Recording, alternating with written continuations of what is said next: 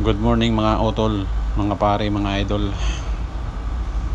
Ito yung yung caliper pin ko sa unahan ng Raider 150 Fi ko. Ayan kinalawang na siya.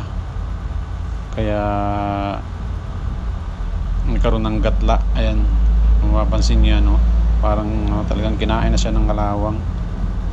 Kaya pala naramdaman ko na pag nagbe-brake ako, ang hina na nung ko brake. Ang ginawa ko ngayon, bumili ako ng stainless.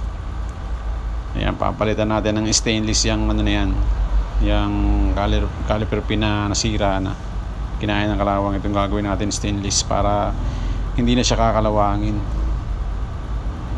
Yan, magkasin laki sila mga otol, mga pare, mga idol. Yan, butasan natin. Dapat yung butas na gagawin mo ay kasi laki rin ng butas nung sa papalitan natin. Yan tinutasan ko na yan, at magkasin laki sila nung butas ng stock. Ito, tapos puputulin natin dyan.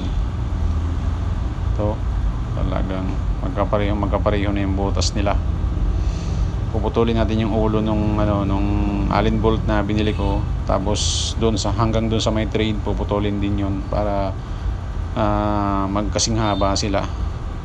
Ayan tapos yung nasa dulo na yan, parang yata yan kung di ako nagkakamali ay lock yan doon sa caliper natin. May lock. Pag pumasok siya, maglalak sa doon. Kaya kukunin natin yun, babalik natin dito sa kakabit natin dito sa stainless na gagawin natin. Ito siguradong hindi na ito kakalawangin. Yan mga idol, mga pare, ginagatlaan ko na kasi dyan ilalagay yung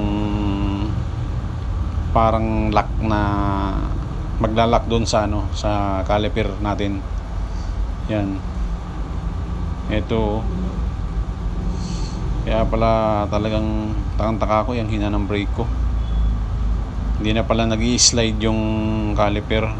Kaya ito, putulin natin ito mga idol, mga pare. Yan, putulin natin yan. Pasensya na nga pala kayo mga idol kasi voice over lang to. Sana yung sa pagpapaliwanag ko ay maunawaan nyo, masabayan nyo, maintindihan nyo. Kasi talagang nung ginagawa ko ang video na to, napakaingay ng kapitbahay namin. Nagbibideo okay sila. Yan, tutul na yan, magsing-haba na yan mga idol, mga pare. Yan. Tapos gagayahin natin yung dulo ng stock na papalitan natin para medyo parang cone yung dulo nung caliper pin. Yan para pasok na pasok siya doon sa lalagyan niya doon sa may caliper, sa may brake caliper natin. Yan, papatulisin nyo lang siya na parang cone na maliit. Pag magkapareho na sila nung pinalitan, yung papalitan natin, tama na, ganun lang. Yan yan mga idol, mga pare, mga chong, mga magkapareho na sila, di ba? No need naman na talagang magkapareho sila, basta sasalpak siya doon sa caliper, okay na yun. Saka yung pin lock ng niyan, nung caliper pin natin ay pasok na pasok din sa yung maglalak din yung doon, yung pin lock.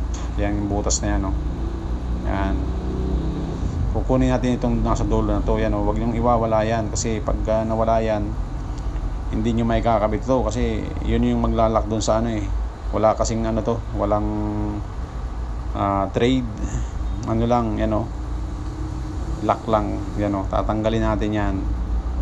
At napakahirap ito, wag nyo akong gagayahin pag halimbawang nagkaroon ng pagkakataon na may gagaya nitong ginagawa ko, huwag niyong gagayahin na tanggalin siya ng kutsilyo na wala kayong panangga sa inyong mga kamay. Baka kasi biglang humulagpos yung kutsilyo na yan, tamaan niyo yung kamay niyo, masisi niyo pa ako. Kaya ano na yan, bahala kayo pag ginaya niyo yan. Basta ako labas na doon. Itong ginagawa ko naman kontrolado ko. Ayan, ito na, natanggal ko na. Hindi ko na naipakita yung kung paano ko siya natanggal. Basta susungkit-sungkitin mo lang. Yan, ipapasok natin dyan.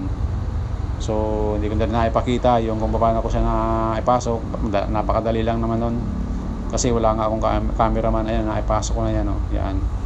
So meron na tayong caliper pin na stainless. Hindi na yan kakalawangin. Kaya hindi ka na mangangamba na kahit hindi ka makapagwashing ng kasi kinakalawang kasi yung motor natin pag nag-rides tayo na hindi natin